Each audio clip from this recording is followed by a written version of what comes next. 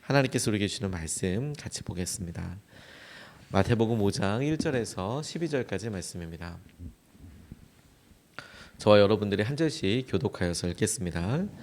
예수께서 무리를 보시고 산에 올라가 앉으시니 제자들이 그에게 나아왔다. 예수께서 입을 열어서 그들을 가르치셨다. 마음이 가난한 사람은 복이 있다. 하늘나라가 그들의 것이다. 슬퍼하는 사람은 복이 있다. 하나님이 그들을 위로하실 것이다.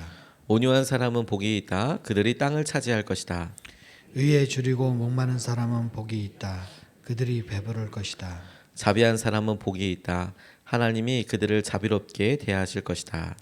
마음이 깨끗한 사람은 복이 있다. 그들이 하나님을 볼 것이다. 평화를 이루는 사람은 복이 있다. 하나님이 그들을 자기의 자녀라고 부르실 것이다. 의를 위하여 박해를 받는 사람은 복이 있다. 하나님 나라가 그들의 것이다. 너희가 나 때문에 모욕을 당하고 박해를 받고 터무니없는 말로 온갖 비난을 받으면 복이 있다. 너희는 기뻐하고 즐거워하여라. 하늘에서 받을 너희의 상이 크기 때문이다. 너희보다 먼저 온 예언자들도 이와 같이 박해를 받았다. 아멘. 하나님 말씀입니다. 예수님을 만나라. Meet him. 그분을 만나는 것이 우리에게 믿음의 힘이 되고 능력이 되는 것을 우리가 날마다 말씀을 통해서 경험하고 있습니다.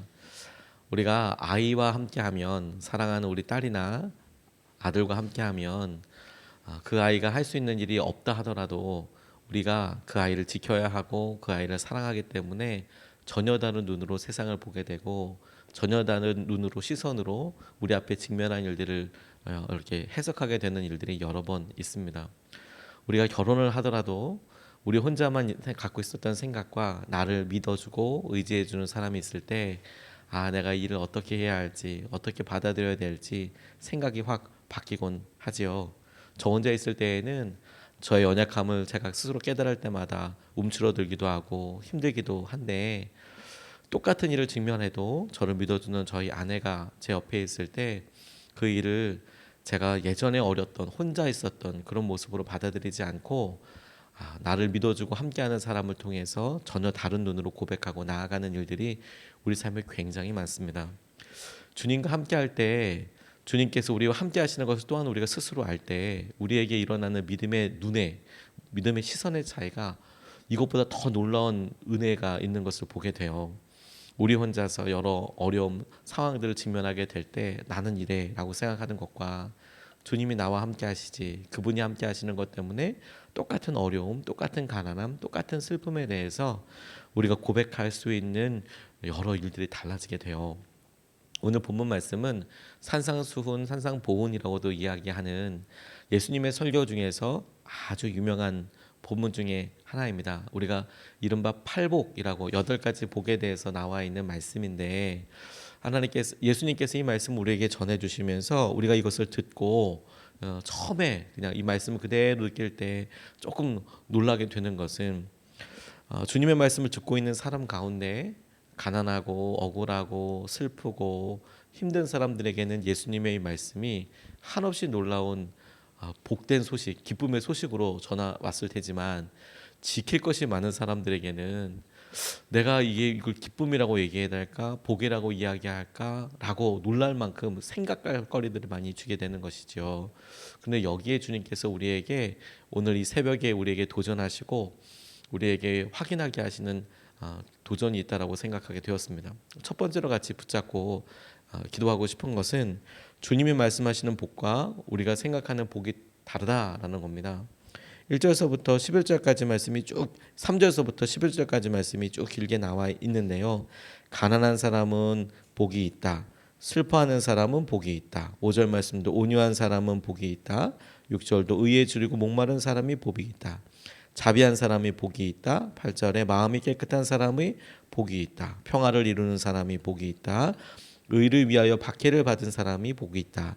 너희가 나 때문에 모욕을 당하고 박해를 받고 터무니없는 말로 온갖 비난을 받으면 복이 있다. 이렇게 이야기하고 있습니다. 우리가 받고 싶어하는 복, 우리가 있고 싶어하는 상태는 오늘 주님께서 우리에게 말씀하시는 너 마음이 가난해지면 복이 있어.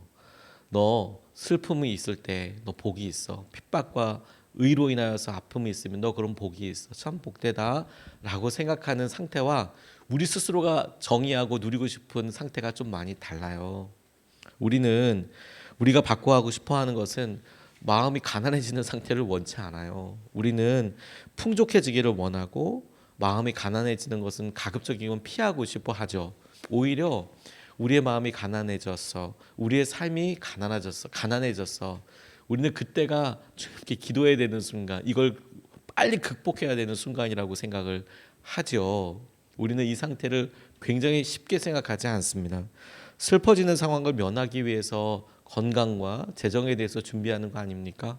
슬퍼지는 상황을 원치 않아요. 그런데 오히려 말씀은 너 슬퍼하고 있다면 그거 복이 있어 라고 이렇게 말씀하고 계시는 거거든요.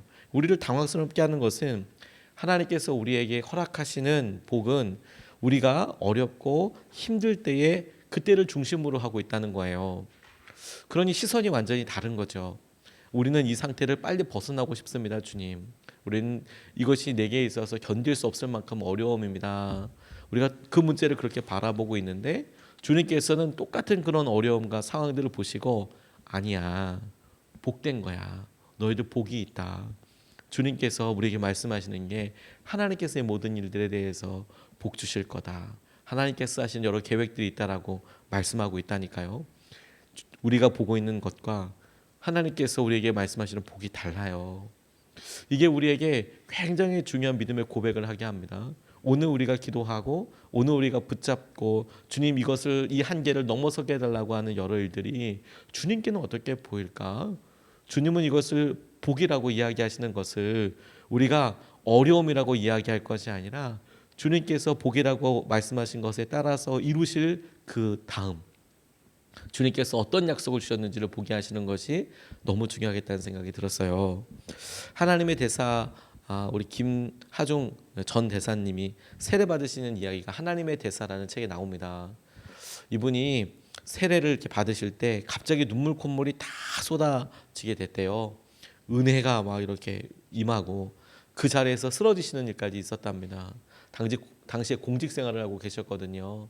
근데 북경에 있는 교회에서 그렇게 세례를 받으셨는데 세례를 베푸셨던 그 목사님은 당시에 지금은 교회 이름이 바뀌었지만 당시에는 북경 21세기 한인교회를 담임하고 있었던 박태윤 목사님이라는 분이셨어요. 그분 이렇게 세례를 하는데 그냥 그대로 쓰러졌답니다. 이분과 만나서 계속 오랫동안 교제하고 이 박태윤 목사님과 김하중 장로님께서 믿음을 점점 키워나가게 되신 거죠. 근데 박태윤 목사님 이런 간증을 하시더래요. 김하중 대사님이 이제 황장엽 씨가 망명을 돕는 일에 관계하셨다는 거예요. 북한의 고위 인사였죠. 황장엽 씨가 이렇게 망명을 하는데 거기서 비밀리에 만나서 남한으로 무사히 올 수 있게끔 하는 여러 일들을 하셨는데 그때 호텔을 빌려 예배를 드리던 북경 21세기 교회가 중국 공안에 의해서 다 금지가 됐다는 거예요. 북한 그것을 도왔다 이런 것들 때문에 황장엽 씨를 도왔다라는 것 때문에 호텔을 빌리고 있었는데 그걸 다 막아버렸다는 거예요. 예배도 못 드리게끔 뭐 사람들 모일 수 있는 것도 다 막아버렸다는 거죠. 교인들이 다 뿔뿔이 흩어질 수밖에 없었습니다. 그래서 소그룹 중심으로 가정에서 예배를 드릴 수밖에 없었대요. 다 여러 성도들이 이렇게 모여서 열심히 신앙생활을 했는데 당장 그날 모여야 될 장소 그 호텔에 뭐 너희들 이번 주부터 모이면 안 돼 이렇게 이야기하니까 다른 호텔을 빌리려고 해도 장소도 없고 그것도 공지하는 것도 힘들고 그리고 언제 이게 풀릴지도 모르고 중국과 북한과의 관계가 또 있기 때문에 이 여러 일들이 꽤 오랫동안 지속이 됐다는 거예요. 그래서 가정에서 예배 드립시다. 전체가 다 모여서 드릴 수 있는 예배는 할 수가 없으니까 우리 중국에서 그렇게 합시다라고 예배를 드렸답니다. 그런데 이게 이 교회의 놀라운 축복이 됐다는 거예요. 다른 사람들이 보기에는 교회가 이제 다 같이 주일 예배를 드리지 못하니까 교회가 존립할 수 있을까? 계속 서 있을 수 있을까? 그리고 작은 교회도 아니었거든요. 그런 교회가 건강하게 설 수 있을까? 이제 끝났구나. 공안들도 그렇게 생각했을 거고 웬만한 사람들도 다 그렇게 생각했을 겁니다. 그런데 다시 중국에 예배를 허락하게 되었을 때, 꽤 긴 기간이 지나고 났을 때 놀라운 사실을 봤다는 겁니다. 그게 뭐냐면 그들이 다시 모이게 됐을 때, 그 교회가 다시 모이게 됐을 때 소그룹이 오히려 더 부흥되고 교인들이 오히려 더 많이 늘어났다는 거예요. 함께 모여서 전도하고 예배할 때보다 주일 예배를 드리지 못하고 박태우 목사님 설교도 할 수 없고 사람들이 뿔뿔이 모여서 가정에서 그냥 속회별로 이렇게 예배 드릴 그때가 오히려 북경 21세기 한인교회가 더 커다랗게 부흥하는 그런 계기가 됐다. 이런 이야기를 그렇게 고백하시더라고요. 박해가 더 놀라운 부흥을 이룬 것이죠. 우리가 믿음으로 주님 앞에 나아가려고 할 때 가만히 여러분 생각해 보세요. 우리가 영적으로 성숙하고 우리의 믿음이 자랐을 때가 언제인가 생각해 보세요. 우리가 정말 힘들고 어려웠을 때 주님께 메어 달리고 이 시기를 하나님께서 하시는 여러 뜻을 발견하기 위해서 그렇게 나아가려고 했을 때 지나놓고 나니까 그때 정말 주님과 가까이 하게 되고 그때 정말 주님께서 주시는 놀라운 복을 깨닫게 되는 일들이 대부분이지 않습니까? 오히려 우리의 삶에 아무런 역경이 없고 평안하고 그럴 때에 우리가 어떻게 깨어 있었나, 어떻게 기도했나를 보면 주님께 부끄러울 때가 더 많아요. 그런데 주님께서는 우리의 삶의 연약함과 우리의 삶 전체를 보시고 우리가 어렵습니다, 주님. 마음이 아주 가난해졌습니다. 나눌 것이 없고 다른 사람들을 위한 여유가 우리 마음에 정말 손바닥만큼도 없습니다. 제 삶 유지하는 것도 너무 힘들고 어렵습니다. 제 마음에 슬픔이 많아서 너무 힘듭니다. 하나님, 왜 내가 이런 일을 당해야 하고 있는지 모르겠습니다. 왜 이런 말을 들어야 하는지 모르겠습니다. 저 견딜 수 없습니다. 그런 모습 때문에 주 앞에 나아가게 될 때 아니야, 너 진짜 복된 거야. 그 일을 통해서 하나님께서 하실 일을 보게 될 것이니까. 그러니 오늘 우리가 주님께서 주신 여러 상황들을 볼 때 우리에게 우리의 마음에 느껴지는 대로 고백하고 느껴지는 대로 생각할 게 아니라 하나님께서 우리에게 약속하신 대로 우리가 보고 하나님께서 우리에게 말씀하신 대로 우리가 기도하고 믿음을 쓰는 것이 너무 중요하겠다. 그게 복이 시작되는 것이겠다. 이렇게 기도하게 됐어요. 20대의 나이에 척추에 병을 앓고 있었던 미우라 아야코라는 여자 작가가 이런 시를 썼습니다. 아프지 않으면 드리지 못할 기도가 있다. 아프지 않으면 믿지 못할 기적이 있다. 아프지 않으면 듣지 못할 말씀이 있다. 아프지 않으면 접근하지 못할 성소가 있다. 아프지 않으면 뵙지 못할 성안이 있다. 아프지 않으면 나는 인간일 수조차 없다. 내가 그 일에 가서 서보지 않으면 해볼 수 없는 고백들이 너무 많은 거예요. 주님께서 오늘도 우리에게 이렇게 말씀하시지 않습니까? 주님, 제가 이런 일 때문에 2020년을 주 앞에 나옵니다. 너 참 복되다. 복되다. 너 그 일을 통해서 주님께서 하신 일 보게 될 것이다. 하나님을 더 의지하고 찾게 되는 순간 하나님은 우리에게 오셔서 우리의 모든 것이 되세요. 하나님께서 우리에게 복 자체가 되어주십니다. 이걸 우리가 믿고 같이 기도할 수 있으면 좋겠습니다. 두 번째로 붙잡게 된 말씀은 하나님께서 하실 일을 기대하는 거예요. 하나님께서 하실 일. 역시 3절서부터 12절까지의 말씀을 드문드문 보면 하늘나라가 그들의 것이다. 하나님이 그들을 위로하실 것이다. 하나님이 그들을 자비롭게 대하실 것이다. 그들이 하나님을 볼 것이다. 하나님이 그들을 자기의 자녀라고 부르실 것이다. 하늘나라가 그들의 것이다. 하늘에서 받을 너희의 상이 크기 때문에 너희보다 먼저 온 예언자들도 이와 같이 박해를 받았다. 여러 삶의 순간 어려움들을 직면할 때마다 주님은 그 환경과 상황에 대해서 하나님과 연결시키고 계세요. 너 마음이 힘들지, 마음이 가난하지, 너 하늘나라가 네 거야. 너 슬프지, 너 위로가 있을 거야. 그런데 그냥 위로가 있다고 이야기하는 게 아니라 하나님께서 너 위로해 주실 거야. 그러니까 주님께서 우리들의 상태와 여러 일들을 놓고 이야기하실 때 너 하나님께서 하고 계신 계획이 있어. 너 하나님께서 너에게 이제 간섭하여 오실 거야. 너 하나님께서 직접 움직이시고 하나님이 약속하신 것을 소유하게 될 거야. 이렇게 예수님이 계속 이야기하고 계신다니까요. 이게 우리에게 그렇죠, 주님. 우리가 주님을 바라보고 주님께서 우리에게 행하시는 것을 내가 붙잡게 되었다면 복이겠네요 라고 붙잡은 동시에 하나님이 하실 일이 있으시겠네요. 이것을 기대하게 되는 것이 우리에게 진정한 마음의 힘이 되고 하나님께서 오늘도 우리에게 하실 일을 믿음으로 보게 되는 두 번째 걸음이 된다는 거예요. 하나님이 하실 일이 있으시겠군. 하나님 제가 너무 아픕니다. 하나님이 하실 일이 있으시겠군요. 하나님 제가 관계 가운데 우리 자녀들 때문에 기도하게 되었습니다. 하나님이 하실 일이 있으시겠군요. 하나님이 하실 일이 있으시겠군요. 그렇게 기대하게 된다. 기대해라 라고 말씀하시는 거죠. 우리가 살고 있는 현실이 다가 아니에요. 하나님의 나라가 있고 하나님의 위로가 있고 하나님의 자비, 하나님의 은혜가 있고 하나님을 보게 될 거고 하나님의 자녀가 될 거고 심지어 하나님의 나라가 그들의 것 아니 우리의 것이 될 거라고 주님께서는 계속 말씀하고 계시는 거예요. 우리가 기도하고 주님 앞에 믿음을 메어 달릴 때 주님께서 우리에게 들려주고 싶으신 일이 그거 아니겠습니까? 그래 기도하고 찾아온 우리에게 너 하나님이 하실 일이 있어. 하나님께서 하실 거다. 하나님 아버지께서 채워주실 것이다. 우리에게 우리의 신비에 우리의 마음에 이 돌 같은 우리의 마음에 하나님께서 그 일을 쓰시는 거예요. 하나님이 하실 일이 있다. 그거 너가 보게 될 것이다.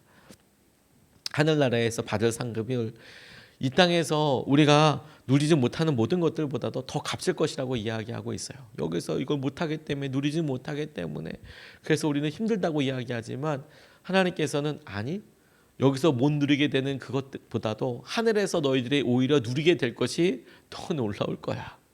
더 놀라운 축복이 될 거야. 이렇게 말씀하시는 거거든요. 우리의 삶이 이 땅에서 끝이라고 하면 그러면 어떻게든 이 땅에서의 삶을 뭐든지 조금 더 편해보려고 누려보려고 노력하는 것이 당연하겠지만 주님께서는 우리에게 약속을 주시고 그 약속이 영원과 이어지도록 인도하고 계세요. 그리고 그 영원의 끝에서 우리를 참으로 심판하시고 우리에게 참으로 갚아주실 분이 계시다는 거예요. 그 하나님은 우리가 하는 일을 하나도 빼놓지 않고 기억하시고 그 모든 일에 대해서 하나님의 약속의 잣대를 하나님께서 약속하신 말씀을 비춰보시고 그렇게 갚아주실 분이라는 거예요. 그러니까 이 땅에서 어려움이 다가 아니다. 하나님 나라를 기대하고 나아가는 것이 너무너무 중요하다. 그러니까 여러분 우리가 이 세상에도 가짜가 있고 진짜가 있는 거예요. 우리가 지금 보아서 당장 우리가 좋다. 당장 우리가 행복하다라고 보여지는 가짜가 있지만 하나님이 보시기에 그거 오래가지 않는다. 하나님 보시기에 진짜가 있거든요. 진짜가. 아이들이요. 차를 타고 이렇게 가면 뒤에서 핸드폰만 하고 있고 그러면 부모님들이 되게 속상하시잖아요. 멋진 자연을 보러 갔으면 아이들이 이렇게 창도 보고 와 눈도 왔어요. 와 저렇게 산이 푸르러요. 와 이렇게 바다가 너무 예뻐요. 참 이렇게 같이 보고 기뻐하면 참 좋은데 진짜 바다가 바깥에 있고요. 진짜 어마어마한 산이 바깥에 있고요. 진짜 아름다운 눈 이런 밭이 바깥에 다 있잖아요. 그런데 핸드폰을 보고 야 여기에 있는 이 그래픽이 예쁘다고 얘기하고 이거 재밌다고 이야기하고 와 이런 만남이 좋다고 이야기하면 안타까워요. 왜냐하면 눈만 돌리면 엄청나게 보이잖아요. 진짜가 있잖아요. 진짜가. 다시 아프리카로 선교하신 진재용 목사님이 미국에서 이민 생활을 하다가 캐나다로 선교사를 가시는 때가 있었답니다. 그래서 케냐 있다가 한국에 돌아와서 목회하시고 다시 아프리카로 가긴 하셨지만 처음에 이제 미국에서 이민 생활을 하다가 케냐로 이렇게 갔을 때 케냐에 가니까 아이들이 깜짝 놀라죠. 낯선 아프리카 환경에 아무리 다 갖춰놨다고 하더라도 미국만 하겠습니까? 아프리카가. 그러니까 또 선교로 하러 갔으니까 여러 일로 불편한 것들이 많죠. 그러니까 아빠로서 미안한 마음도 좀 있더래요. 우리 자녀들이 아빠 때문에 고생하는구나 이런 생각이 들었어요. 그래서 케냐 사역을 마치고 미국으로 돌아왔을 때 가장 먼저 한 게 뭐냐면 아이들이 뭔가 요 아이들 나이 또래에 해줄 수 있는 게 뭐가 있을까, 누릴 수 있는 게 뭐가 있을까. 그래서 놀이동산 데리고 갔대요. 케냐에는 놀이동산 이런 거 없으니까 놀이동산 데리고 갔답니다. 놀이동산 데리고 가서 보니까 아프리카에서 경험하지 못한 세상 이제 맛보고 보여줄게. 이렇게 너희들 또래 애들이 이제 미국에서 있어. 이렇게 해서 하는데 테마파크에 이렇게 들어갔는데 사람들이 우르르 몰려가는 곳에 가서 같이 서 있었대요. 뭔가 뭐 있나 싶어서 같이 줄 서서 들어갔는데 거기에 들어가니까 세상에 로봇 코끼리가 물을 뿜고 로봇 악어가 입을 벌리고 로봇 사자가 울음소리를 내고 그렇더라는 거예요. 그 같이 있었던 사람들이 막 열광하고 무섭다고 막 로봇 그 사자가 이렇게 하니까 애들이 깜짝깜짝 놀라기도 하는데 세상에 이 진 목사님네 가정은 진짜 엄청 실망했다는 거예요. 왜냐면 그 바로 얼마 전까지 자기들은 아프리카 밀림에서 진짜 사자 때문에 고민하고 바깥에 진짜 기린 왔다 갔다 하고 그러고 있었는데 로봇가 아주 막 이렇게 해도 이게 뭐 장난하는 것도 아니고 이게 지금 뭐야 이게 지금 이런 생각을 하게 됐다는 거예요. 진짜 로봇이 아니라 진짜 동물 보다가 너무 시시하더라는 거죠. 아무리 그냥 뭐 감쪽같이 만들어놔도 이런 생각이 들더라는 거예요. 진짜가 있고요, 가짜가 있어요. 그거 별로 좋아하지 않아요. 어느 분이 중국에 이렇게 여행을 가고 그러다 보니까 가이드가 이제 관광 이렇게 할 때 이제 뭐 상품 사라고 어디에 이렇게 데려갔답니다. 그래서 막 자랑처럼 중국에 이제 상가들 특별히 전자제품 파는데 이렇게 데리고 갔대요. 뭐 지금만 해도 대륙의 실수라고 그래서 막 좋은 제품들이 많이 나오지만 그때 갈 때만 해도 아직까지 중국이 참 조악한 거 많이 만들고 그랬거든요. 근데 정말 자랑처럼 이 가이드가 이런 엄청난 전자 상가에 데려가서 이게 막 신기한 거 많이 있으니까 사라고 풀어놨는데 한국 분들이 참 뭐 사야 되나 이런 거 뭐 이따만한 라디오를 사갖고 올 수도 없고 최신식이라고 하지만 왜냐하면 우리나라는 그때 라디오 듣지도 않으니까 핸드폰으로 다 되고 막 이러는데 중국에서 만든 거 사보니까 하나도 부럽지가 않더래요. 하나도 저걸 사와야겠다는 생각도 들지도 않고 가격이 어마어마 싸도 저거 사갖고 와서 어디다 버리나 이런 생각이 들 만큼 이게 별로 사고 싶은 마음이 전혀 없더래요. 하나님께서 하늘에서 약속하신 것들을 우리가 보고 보면 우리가 중국에 가서 거기에서 이렇게 보는 여러 일들 그럴 거 가지고 이거 못 가졌다고 막 속상하지 않을 거예요. 어머 이건 꼭 사야 돼. 그래서 중국에 있는 전자 상가에 가서 뭐 엄청나게 큰 컴퓨터 이런 거 사오고 싶은 마음 없을 거예요. 저거 가져가서 어떡하냐, 저거 어떻게 버리냐, 저거 이런 생각 때문에 고민하지 않겠습니까? 진짜 좋은 것을 발견했다면 그게 우리에게 정말 놀라운 어떤 목표가 되겠죠. 하나님이 주신 것, 하나님이 약속하신 것. 그러니까 우리에게 고난과 어려움과 아픔에 우리 시선이 머물러 있는 것이 아니라 너 하나님이 하실 일을 기대해. 하나님이 하실 거야 라고 우리가 믿음의 주파수를 맞춰야 하는 거예요. 믿음의 시선을 맞춰야 하는 겁니다. 제가 읽은 말씀 중에서 참 되게 저에게도 도전이 됐던 게 뭐냐면요. 브래넌 매닝이라는 분의 영적 멘토인 레리 하인이라는 분이 축도를 해줬답니다. 브래넌 매닝이라는 사람을 위해서 레리 하인이라는 분이 축복 기도를 이렇게 해줬다는 거예요. 근데 그 기도를 책에 이렇게 써 있는 거 읽는데 마음이 너무 심장이 뛰듯이 진짜 감사했어요. 그 목사 안수를 받고 축복 기도를 해주는데 사실 축복해줄 게 참 많잖아요. 그런데 이 영적인 멘토가 자기 사랑하는 멘티에게 이렇게 기도했다는 거예요.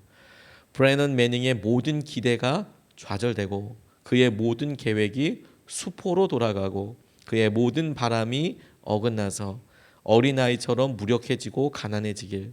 그래서 그가 하나님 아버지와 성자와 성령의 사랑 안에서 노래하며 춤을 출 수 있기를 간절히 축원합니다. 이렇게 기도했다는 거예요.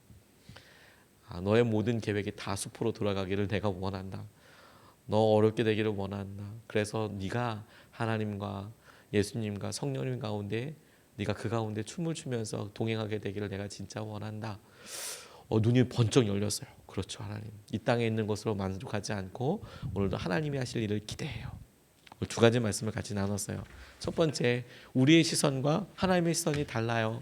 그것이 우리에게 얼마나 커다란 믿음의 도전과 그리고 격려를 하는지 몰라요. 우리가 여전히 어렵다고 하는 것, 힘들다고 하는 것, 하나님께서 보시기에 복이라 하실 것들이 수두룩 빽빽하게 많아요. 하나님 주님의 시선과 은혜를 갖게 해주십시오. 두 번째, 그래서 주님 우리에게 있어 우리의 가능성 가지고 어떻게 좌절하고 실망하지 않고 오늘 팔복에서 이야기한 것처럼 하나님이 하실 일을 기대하게 해주십시오. 그래서 하나님이 하시는 것을 우리가 보게 해주시고 그래서 하나님께서 일하시는 것을 누리게 하여 주십시오. 이것을 아까 우리가 두 번 나눠서 같이 기도하겠습니다. 첫 번째로 같이 기도하고 싶은 것은 주님 보이는 대로 실망하지 않고 약속하신 대로 또 말씀하신 대로 우리가 살게 해주십시오. 항상 우리가 보이는 것 때문에 좌절하고 낙담하고 어렵다고 이야기합니다. 어렵고 힘든 것이 잘못된 것은 아닙니다. 그런데 우리의 믿음이 거기에 머물러 있는 것에서 우리가 만족하지 않고요. 말씀하신 대로 약속하신 대로 우리가 주님 그렇게 살게 해 주십시오. 우리가 실망하지 않고 주님의 행하신 은혜와 마음을 누리게 해 주십시오. 우리가 첫 번째로 같이 기도하시겠습니다. 아버지 하나님, 주님께서 오늘도